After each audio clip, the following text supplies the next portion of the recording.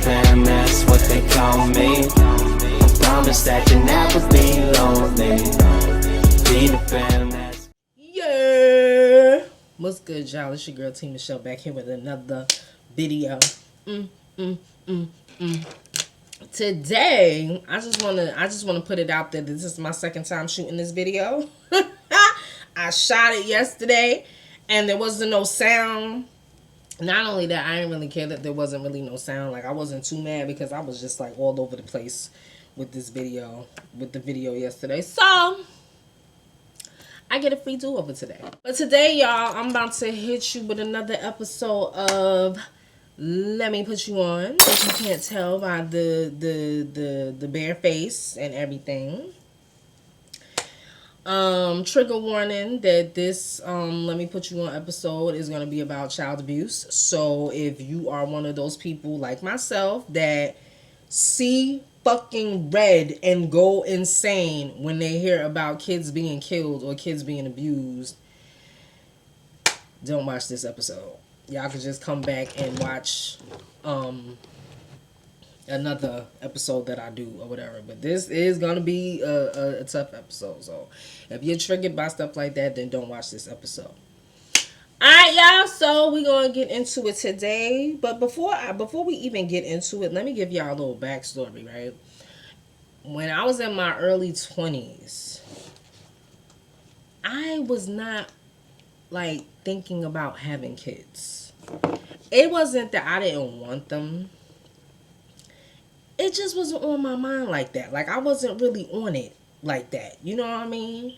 But in 2006, what foundation I want to use today? In 2006, there was a little girl in New York by the name of Nix Mary Brown. And she ended up being killed by her stepfather. And when I tell y'all that this little girl was like almost identical to my niece, like she looked exactly like my niece, that shit flipped me the fuck out. And I don't know what happened, but it like ignited something in me to where it was like, you know what, I'm gonna be a mother one day. I'm gonna be a mom, just because I felt like the need like to be like on some protective type shit. Like, you know what I'm saying, if I bring a baby into this world, if I bring a child into this world, I'm gonna protect it. I'm gonna never let something like that happen. You know what I'm saying? So, you know, this case that we about to talk about today, this ain't the first case of child abuse in New York or whatever like that, but it's like one of the biggest cases in New York City that took place, aside from Nix Mary Brown. I'm probably gonna do a Let Me Put You On Nix Mary Brown too, but I wanted to get this out the way first because this case changed the way we handle and we do things as far as child welfare in New York. So, y'all, today we're going to talk about a little girl, and her name was Elisa Izquierdo. For my Hispanic people, I'm sorry if I'm saying her name wrong. The teeth are still new. My R's and my T's are a little different now. So, please, just bear with me, all right? But today we're going to talk about Elisa Izquierdo. And we're going to jump into our time machines right now while I sit here and try to figure out what foundation I'm going to use. We're going to jump in our time machines right now. We're going to go back to the year of 1995. Let's get it. We in 1995, y'all. So what was going on in 1995? All right, first for starters, in 1995, white people was mad. White people was mad in 1995 because in 1995, that's the year OJ got acquitted, y'all. That's the year he got found not guilty of murdering his ex-wife and Ronald Goldman. That was his name, right? Ronald Goldman. White folks was mad. White folks was tearing LA up. Like this is a tragedy. And oh my God, fry his ass. So yeah, 1995 that happened. What else happened in 1995? Crazy ass little army white boy Timothy McVeigh decided that he was going to blow up what was it, a state building, a federal building. The Oklahoma City bombing, y'all. The Oklahoma City bombing happened in 1995. It's said to be one of the first homegrown terrorist act ever in history. Sadly, in 1995, that's the year Selena was killed. And it's fucked up because after Selena was killed, that's when she became like one of the top selling Hispanic singers of like all time. The year that I think she was the first Hispanic artist to ever go #1 in the States after she passed away. Oh, I like this foundation. Can I tell y'all something real quick before we even say anything else? I know we in 1995, right? But when we go into the future, right, there's going to be a foundation called Fenty Beauty. And can I say that they're going to hype that shit up real good? And it's not really all that, because right now I'm not using Fenty Beauty. I'm using Maybelline Poreless. And I love it. I love it way better than Fenty.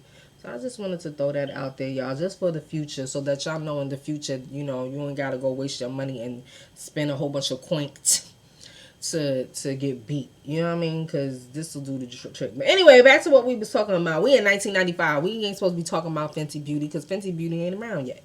So,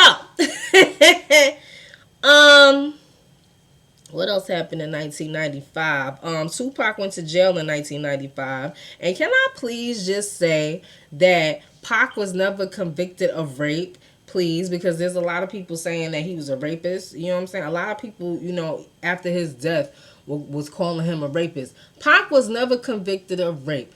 Pac was convicted of sexual assault. He was basically convicted for being there because the dudes in the room was the ones that supposedly raped this girl. But Pac was never convicted of rape. Okay? I just wanted to put that out there. You know what I'm saying? My boy was never convicted of rape.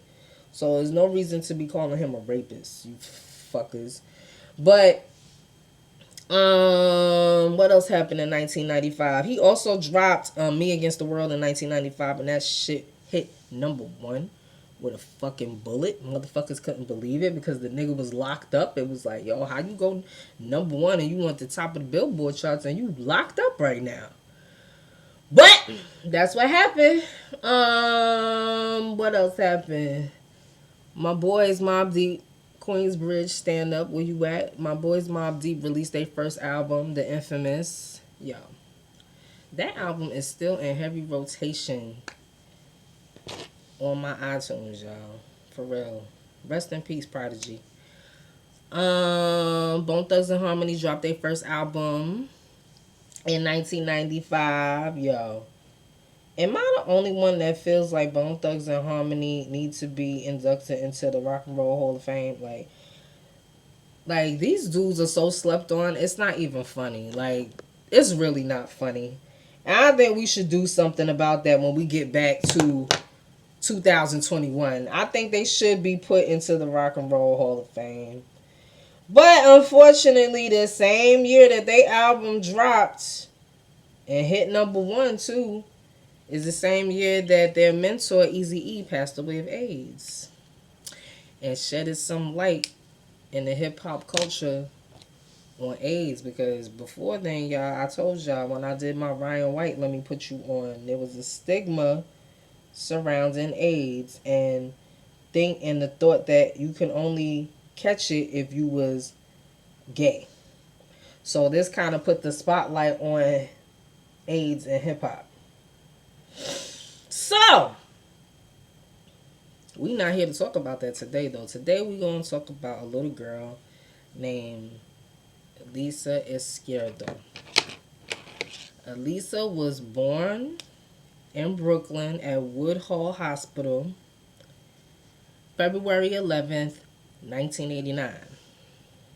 She was born to a Puerto Rican mother who was from the Fort Greene section of Brooklyn and a Cuban father, straight from Cuba.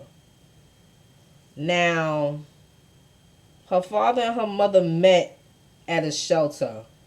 Her mom's was living in a shelter at the time with 2 other kids. She had 2 other kids before her. Why was she living in a shelter, you ask? Because she was addicted to crack. Her mother's name was AWILDA, and her father's name was Gustavo. So let me just tell y'all firsthand, right? This wasn't like what's the word? It wasn't like a long relationship. I'm not gonna say it was quick, but it was quick. It was kind of quick. It wasn't like the type of relationship where it's like, we've been together a long time. You know what I'm saying? And the man didn't know that this lady was on crack. You know what I'm saying? He met her in a shelter. He was working there or whatever like that. And just because somebody living in a shelter don't mean that they be on that bullshit. Sometimes it's just circumstances. But he didn't know that she was on crack. But when he found out that she was on crack, unfortunately, she was already pregnant by the time he found out that she was on crack. So he finds out that this lady is on crack and he ends the relationship. He's like, nah, I ain't fucking with you. I don't do that. I'm a hardworking man. I just got to this country. I'm trying to make something of myself. I think he wanted to be a dance teacher, but he was also a chef. So he's like, I'm trying to do something with my life. I ain't fucking with that shit. Like, you on your own, ma. But I am going to take care of my child. So she ends up losing custody of her first 2 kids. And he ends up filing for custody of Elisa. So when Elisa is born addicted to crack, unfortunately. So, of course, he files for custody of her. And he gets full custody of her, naturally. Now, on all accounts, everybody agrees that this man did not, and he himself, he admits he did not know anything about raising kids. He didn't have any kids. This was his first child, and it was a girl. He didn't know anything about raising girls. But as all good daddies would do, he went and asked questions. You know what I'm saying? He went and investigated. Like, he went and asked family members, what do I buy for her? Like, he went and took parenting classes. He learned how to change diapers. He learned how to braid hair. Like, all type of stuff. All things that good daddies do. He did. Just to make sure that his daughter was good. He enrolled her in a private school because he wanted her to have the best education. But even though she was in private school, she was very bright too, might I add. She was a very smart little girl. But, being a single father and, he's working all these jobs and all type of stuff, but, still trying to make ends meet. Being a single father, wasn't easy, just like it ain't easy being a single mother. But being a single father, he couldn't always pay her tuition. So, the private school that she was in went to a sponsor, a specific sponsor, and said, we got this student and she's so bright and she's so smart, beautiful little girl, would you mind sponsoring her? Like, so the sponsor, he's like, no problem, but I want to come to the school. I want to come to the school and see this little girl. I want to see, what she's like and all type of stuff. Comes to the school to see her and meet her. Falls in love with her. She was polite. She was well mannered. She was sweet. She was smart. Not only that, but she loved her daddy. She was so in love with her daddy. Y'all want to know who the sponsor was? I'm gonna tell you who the sponsor was. The sponsor was a man named Michael. But not only a regular Michael. This wasn't just a regular Michael, This was Prince Michael. And Prince Michael was the Prince of Greece. So he met her. He fell in love with her. And he's like, you know what?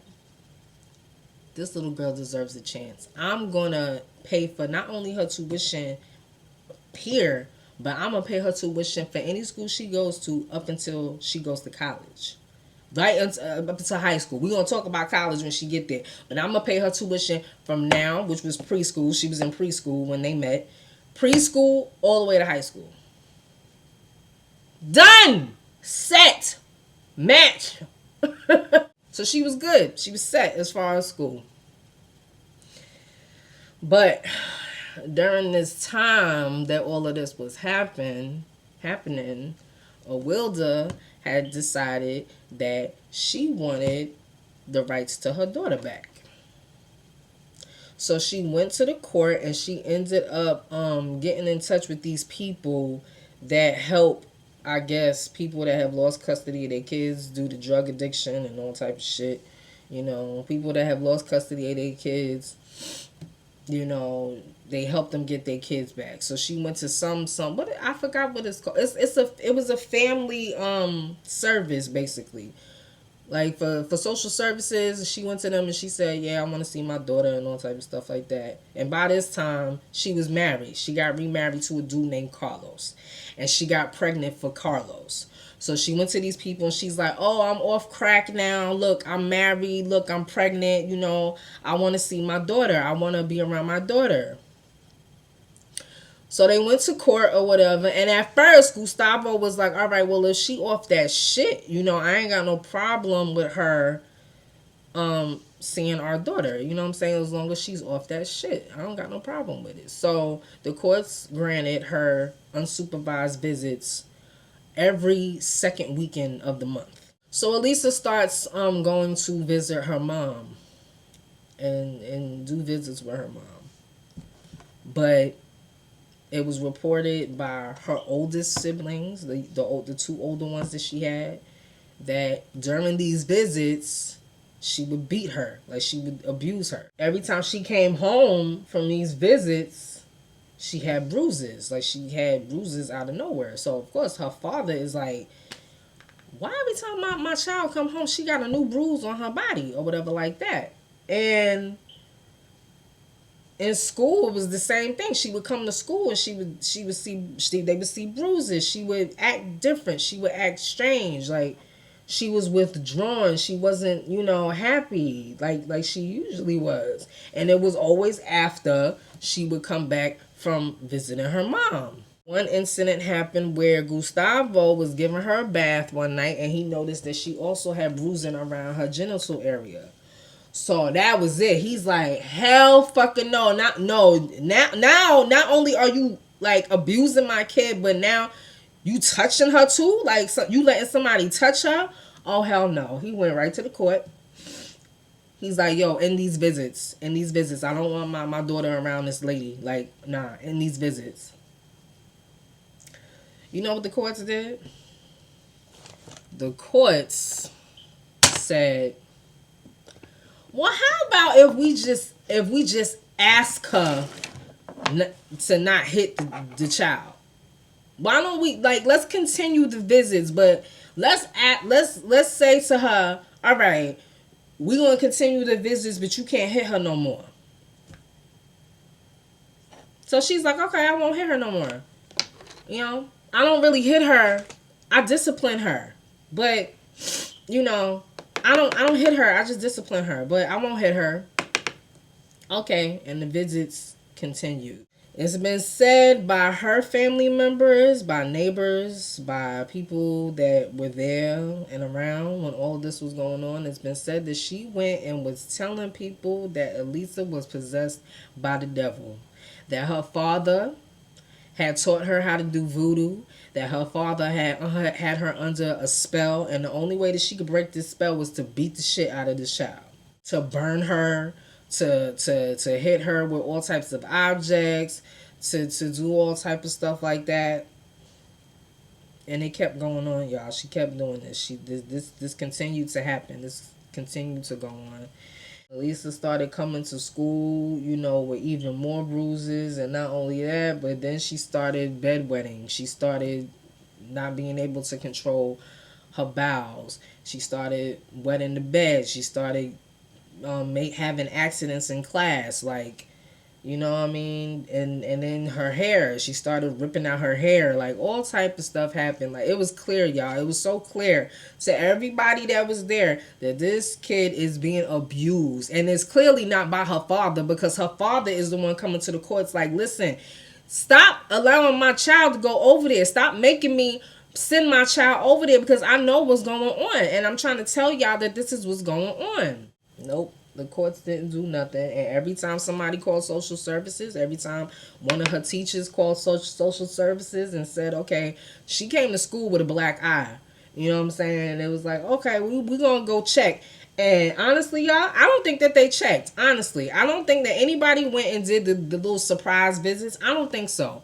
Because how do you not see that a child is clearly disturbed by being with her mother? Every time she came back from visiting her mother, she was clearly upset. And every time that it came time for her to go visit her mother, they said she would get sick, she would throw up.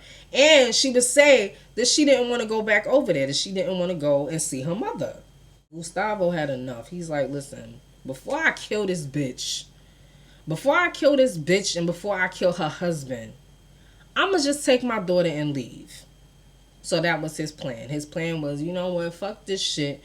Ain't nobody listening to me. The courts ain't listening to me. Ain't nobody trying to help. All right, so guess what? I'm going to take my daughter to Cuba. We're going back to Cuba, and we're getting away before I kill this bitch. I know some of y'all out there just like, I would have went and did it. I would have went and killed that bitch. I would have went and fucked her up. Like, you hit my child, I'm going to go, you know what I'm saying? And I feel y'all. I probably would have did the same shit. Like, fuck going to the court. I'm going to beat the shit out of you if you touch my child. You know what I mean? Of course. I feel the same way. I feel y'all. But I'm guessing that he was trying to do things the right way because he didn't want to lose her. Like, he didn't want to risk, you know, yeah, if I go and I beat the shit out of her and I beat the shit out of her husband, because it's been said that Carlos did abuse her. Carlos did abuse her because Carlos abused her oldest children. Why? Because they weren't his. So he abused them. But not like he abused Elisa. So my guess is that Gustavo was like, okay, and just so that I don't go to jail, if I go to jail, my daughter's going to end up with her anyway. So if I go to jail, I'm not going to have my daughter. So let me just leave. Let me just leave the country. So he went and he purchased tickets for May 26, 1994. Remember that date, y'all, because that date is very important, okay? Social workers are starting to, you know, do their same bullshit. Coming and asking questions, but not really, you know, paying attention to what's going on and closing cases and all type of shit, because, you know, like, not really, like I said, y'all, not really investigating what's going on. Just like, oh, we went to the house and she seemed like she was fine, so, you know, we're not going to, you know, case closed. You know, just to get paperwork out of the way, I feel like, you know. Late April, early May of 1994, I told y'all how Gustavo had bought those tickets because he's like, I'm tired of going to these courts and ain't nobody helping me, and everybody keeps telling me, oh, you know, nothing is wrong. There's no evidence of abuse found. There's not sufficient amount of evidence that proves that this lady is beating her.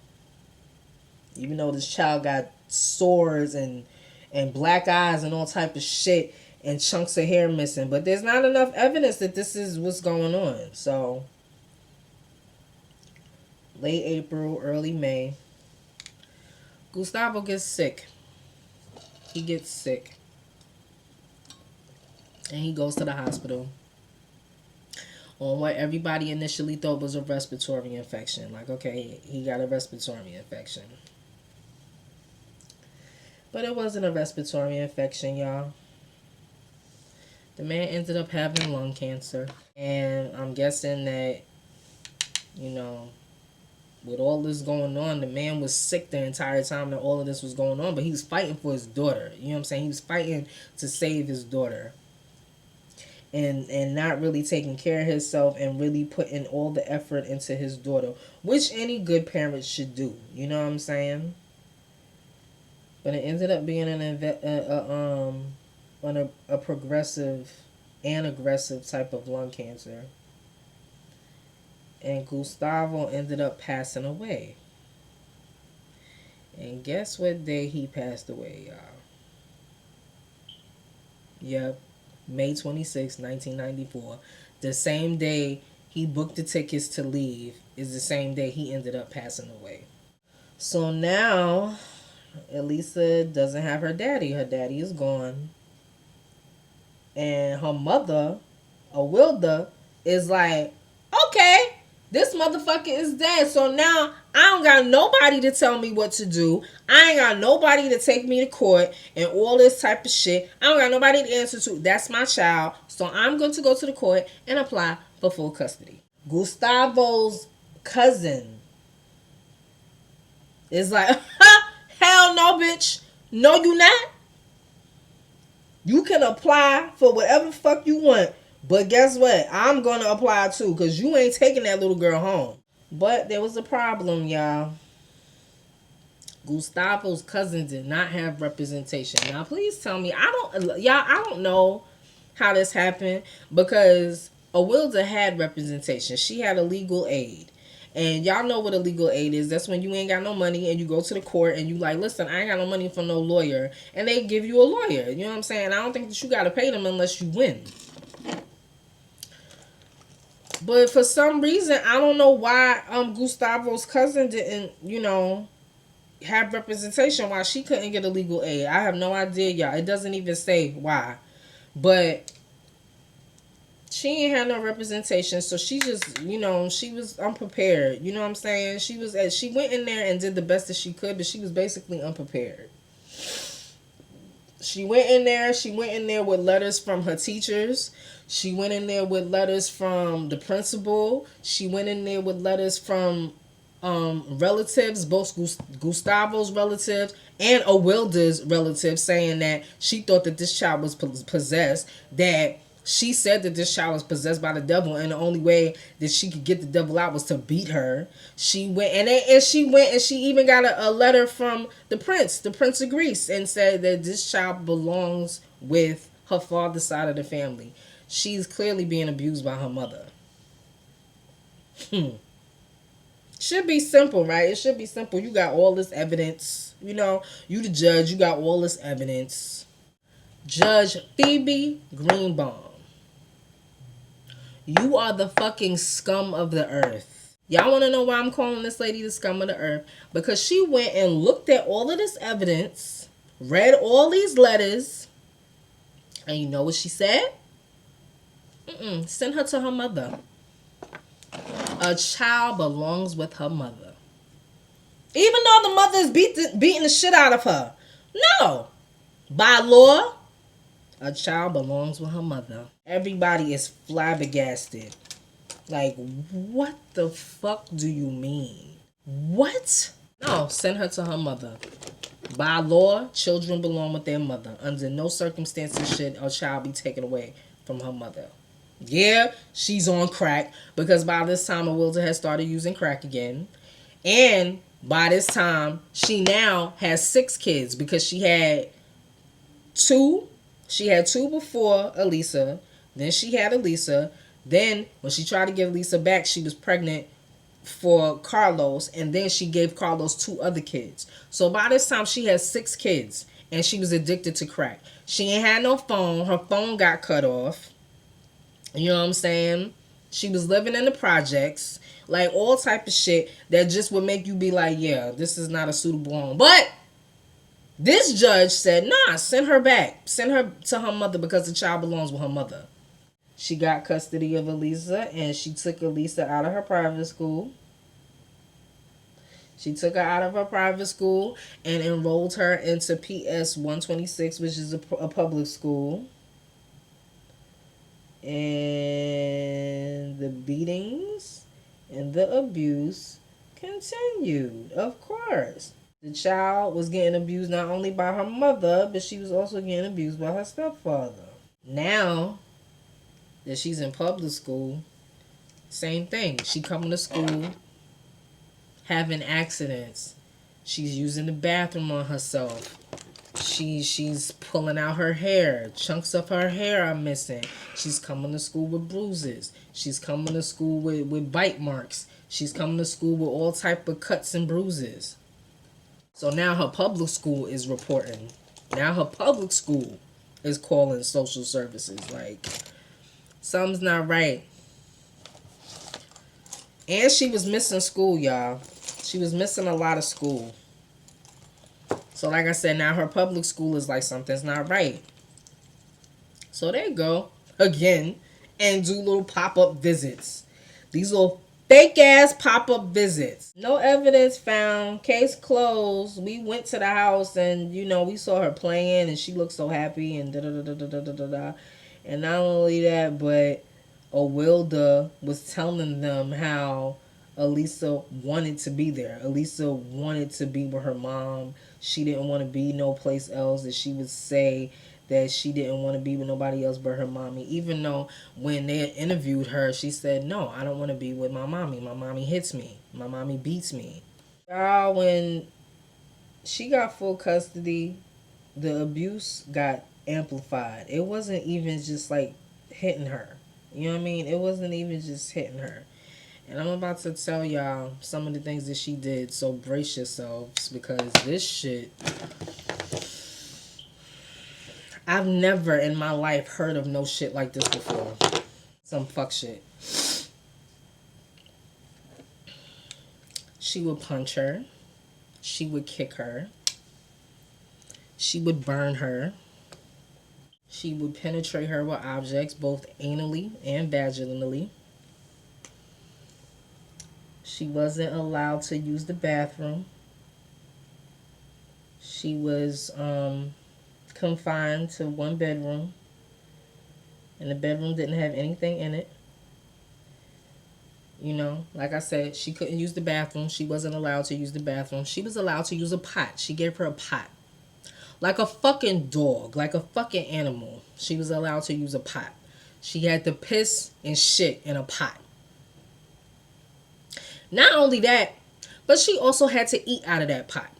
So she was forced to eat her own waste. She was forced to eat her own vomit.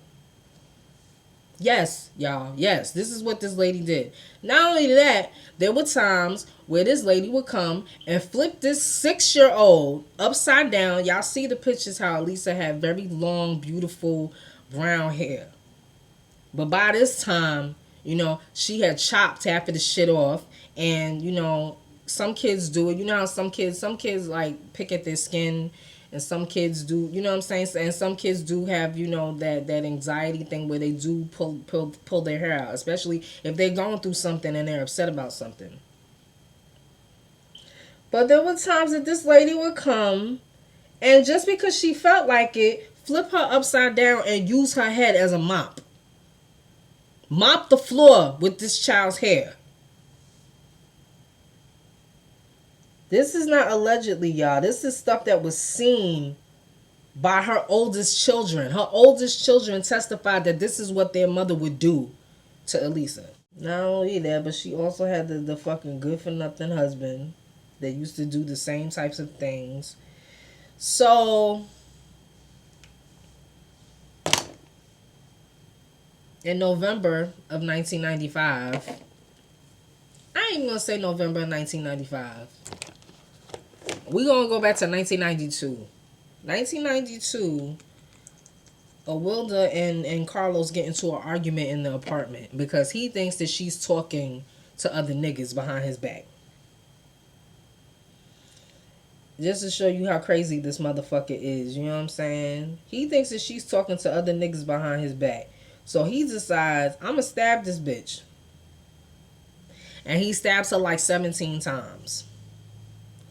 So, of course, he's arrested and put in jail. I don't know how it happened, but he got arrested and put in jail, but got out on probation after stabbing somebody. What the fuck, y'all? Somehow this nigga gets out of jail and ends up back in the house to abuse Elisa. But like I said, this was 1992, y'all. He stabbed her in 1992. And like all bird bitches do, you know, nah, it's only going to be about me and my kids. I don't want nothing to do with him. He stabbed me, blah, blah, blah, blah, blah, blah. And he stabbed her while she was feeding one of their kids. While she was feeding the kids that they had together, he stabbed her. Somehow this motherfucker gets out on probation. So he was in the house the entire time, right? Now, go back. Fast forward back to 1995. I don't know what he did because they didn't say what he did. But in 1995, in November of 1995, he somehow ends up violating this probation with that stemmed from that incident of him stabbing her. Somehow he ended up violating this probation. And he gets sent to jail. He gets sent to Rikers on November 15th, 1995. So he's in Rikers Island. Okay? A few days prior to that, Elisa shows up to school with a fractured shoulder. They take her to the hospital or whatever like that, and they see that the fractured shoulder, she done had the fractured shoulder for like 3 days. She been sitting there with a fractured shoulder for 3 days. But they send her back home. They send her back home with her mother after this. They still send her back home. All right, y'all. So November 22nd, 1995.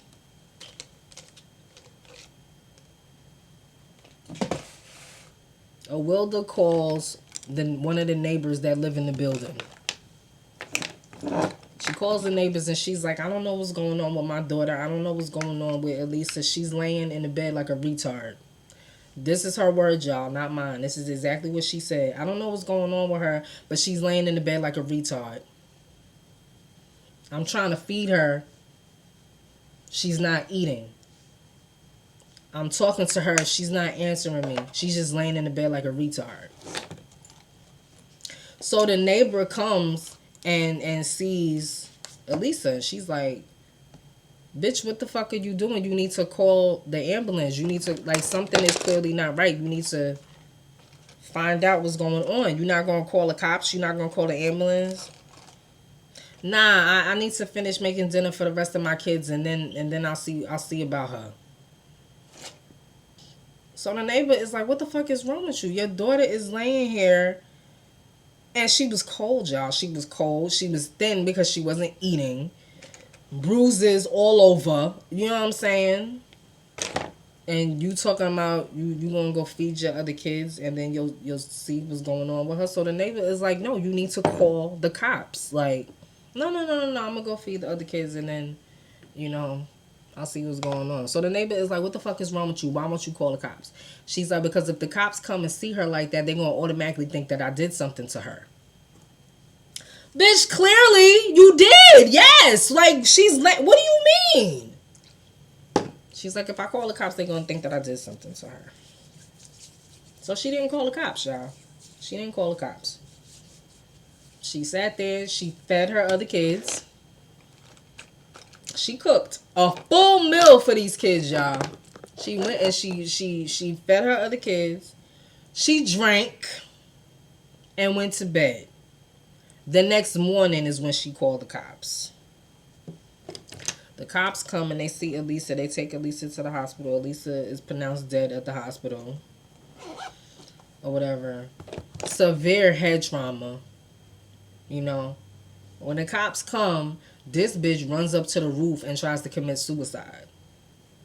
But of course they didn't let her jump, and they take her to the station and they're like, lady, what the fuck happened to your daughter? Like, what's going on? And that's when she admit that she took Elisa and threw her up against a concrete wall, and her head hit the wall. She didn't say why. She didn't say what the reason was for it. She just said, yeah, I picked her up and I threw her, and she hit a concrete wall. She hit the wall in the bedroom. And then from then she was like retarded.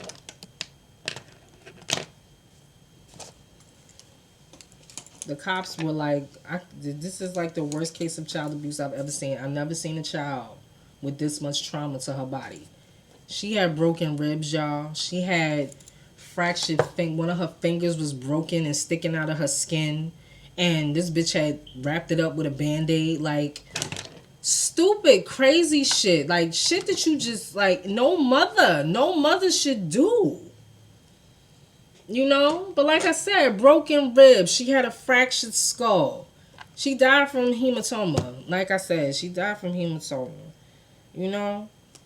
She had wounds on her body that were new, old, healing, halfway healed, just got there, like all type of shit, y'all.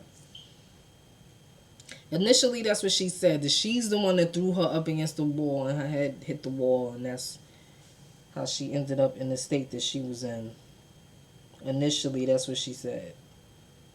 But as time went on, she changed her story. And that's the same story that she told to Rolanda. Do y'all remember Rolanda? If you my age, you remember Rolanda. Rolanda, I thought Rolanda was a good talk show host, but I feel like Rolanda ain't get her props because Rolanda was around the same time that Oprah was around. So I feel like that's why they ain't really pay her much attention, because Oprah. But yeah, I'm going to insert the clip right here. Let this bitch tell you her side of the story of what happened. What happened that night that Elisa died? She was like all like down, you know what I'm saying? Like this. I said, what's wrong, Elisa? And then she told me that she had a headache, right? So then I told her, I came and I told her, you want to eat? And then she didn't want to eat. She didn't want to eat. So then I told my son, my daughter, I said, to watch Lisa there until I finish, you know, making the plates for the other kids to eat. She was like, squeezed her teeth, like going like that. So then I touched and she was like getting cold, right? So then I came and I opened her mouth because my family get epileptic attack. So I came and I opened her mouth, right? I opened her mouth and I tried to give her mouth to mouth and, you know, pump her like that, but I don't know how to do, you know, CPR, but I tried the best I could have. So then she just kept turning like cold and more cold and tightening her mouth more. So then I just kept on and pumping like that and breathing, and I was telling my son that, what can I do? Because I don't know what to do.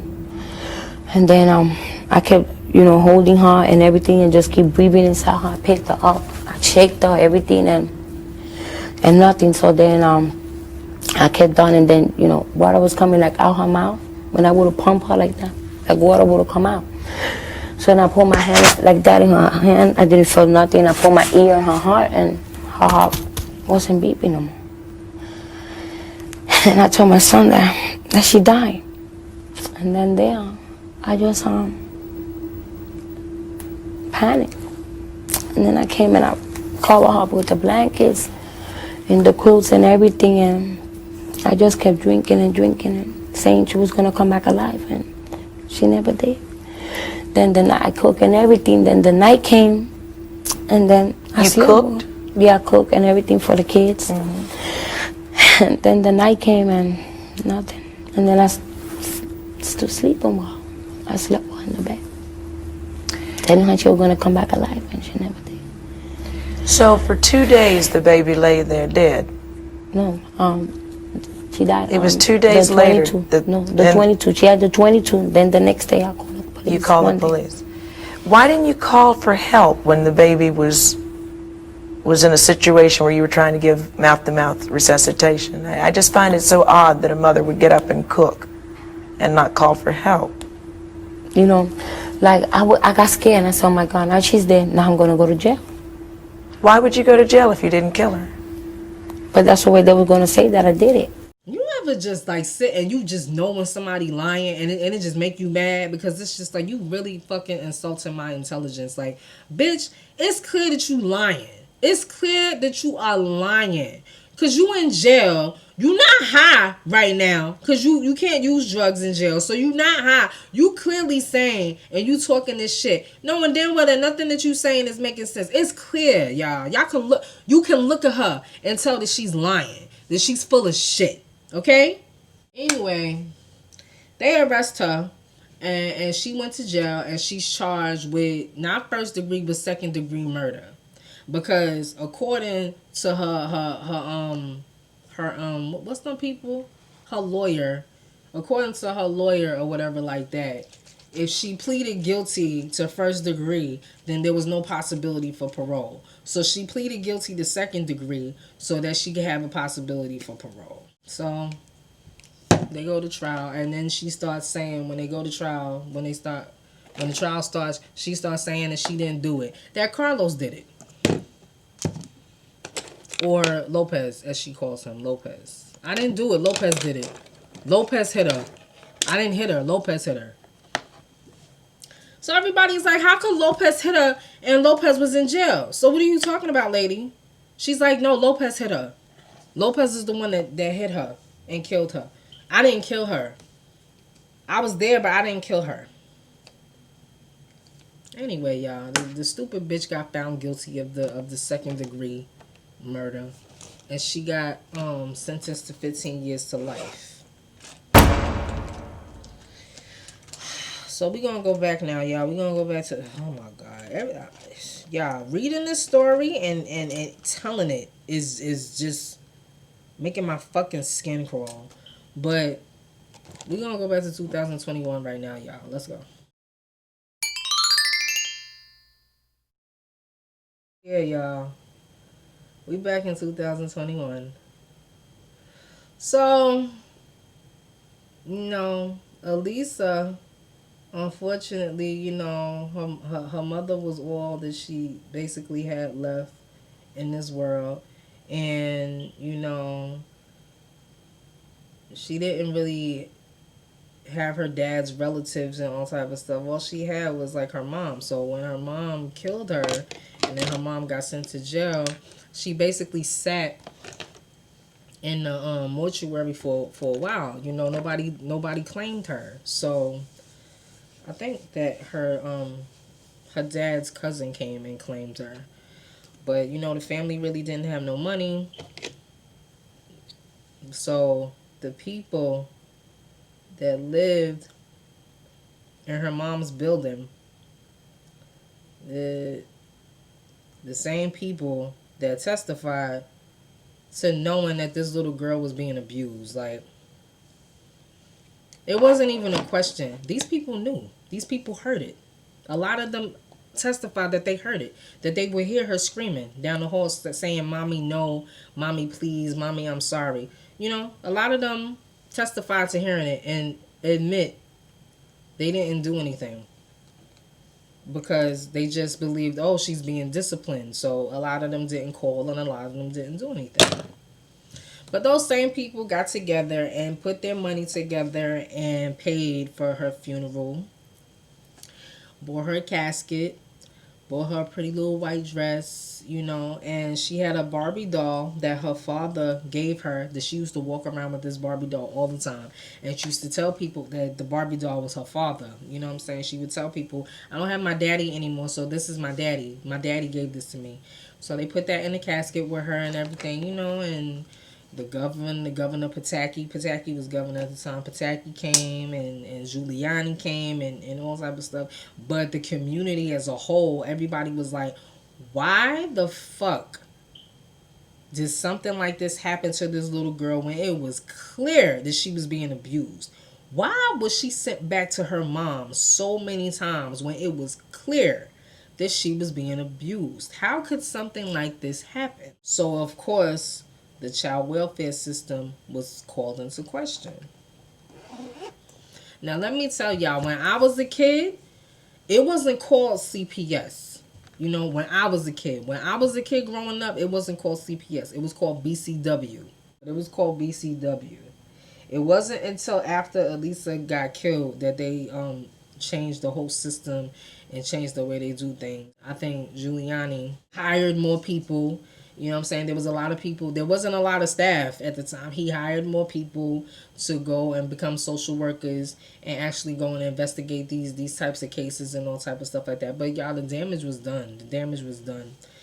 But now they brought into action. I don't remember who signed it. I think it was Pataki. Pataki that signed it. You know, he had a lot of her family members and a lot of community members there. He signed what is called Elisa's Law. They created Elisa's Law.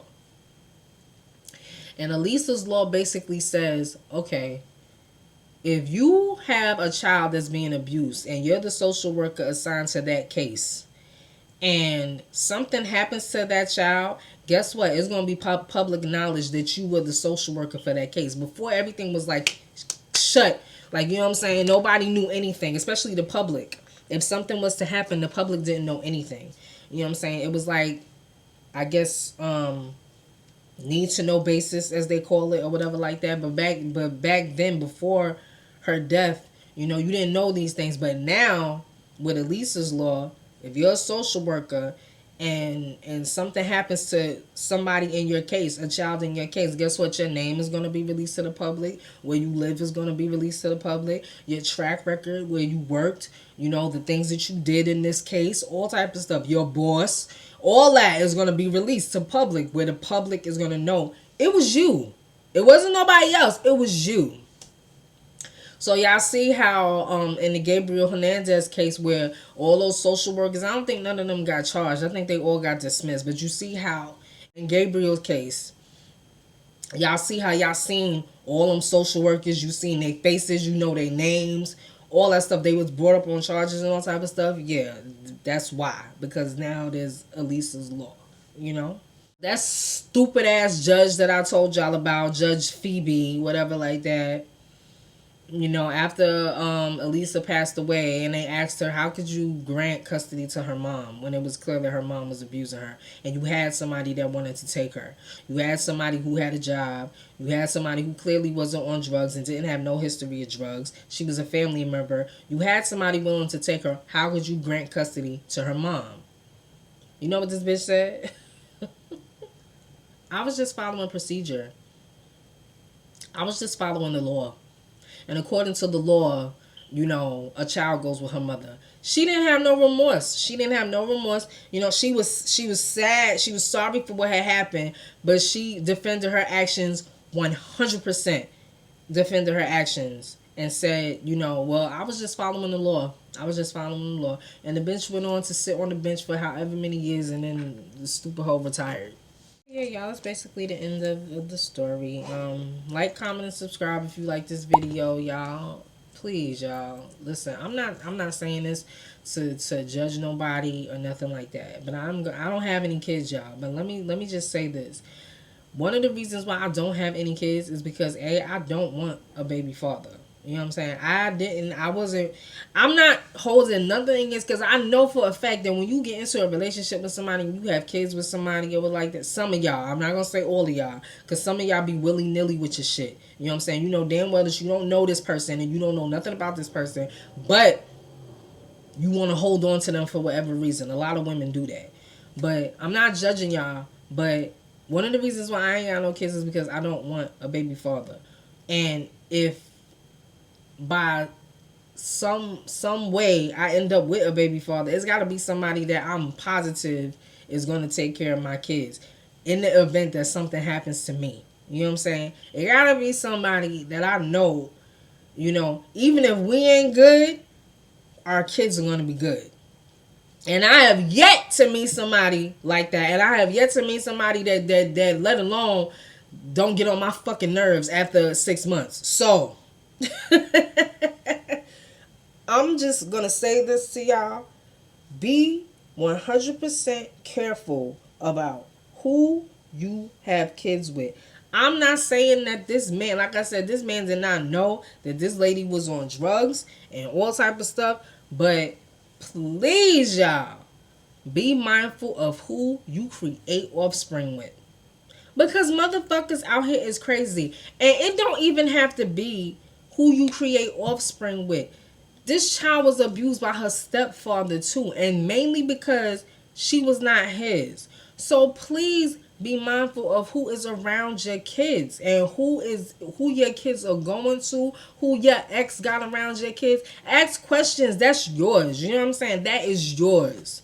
Do whatever it is. And I'm not saying go and be stupid and be acting all crazy and all type of stuff because you mad that a relationship didn't work. I'm not saying no shit like that. For you bitter bitches out there, I'm not saying go knock on this man's door and disturb his peace and disturb his family and all type of shit, talking about you want your child and da-da-da-da-da-da-da. No one's damn well there ain't nothing going on. Your child is fed and your child is taken care of, and this person that he's with is actually, you know, regarding your child as their own. You know what I'm saying? I'm not saying go wild out like that, or you niggas, you know what I'm saying, she you don't do shit, but the nigga that she with right now, is handling and covering your slack. Don't come knocking on the door talking about, oh, that's my child, that's my baby, and da da da da da. I'm not talking no shit like that. I'm just saying that if you feel like something is not sitting right in your spirit, honestly, please ask questions. Please take whatever steps that it is you got to take. If that means going to the court, like, because I know I've met so many people where they don't want to go to court to fight for custody or whatever. They baby mamas be wilding, they baby fathers be wilding. Well, I'm not really females, because females will go to court, but a lot of men, I hear that all the time, where they be really telling me how they baby mamas is wilding, they baby mamas is doing all type of fuck shit and stuff, and they refuse to fucking go to court and just go and battle it out in court. Listen, your babies are worth it. Your babies are worth it, because you don't ever want to be in a situation where something like this happens and I could have got her out of there. I could have got, you know what I'm saying? I could have did something to get her out of there. I could have did something to where she was with me. Even if that means you got to get up off your ass and work for fucking McDonald's because you ain't got no fucking job. Do something. You know what I'm saying? Like, your kids are your life. Your kids are your world. You know what I'm saying? That's all I'm saying, y'all. But yeah, y'all, like, comment, and subscribe. I love y'all. Stay tuned for the next episode, and I will catch y'all in the next one. Peace.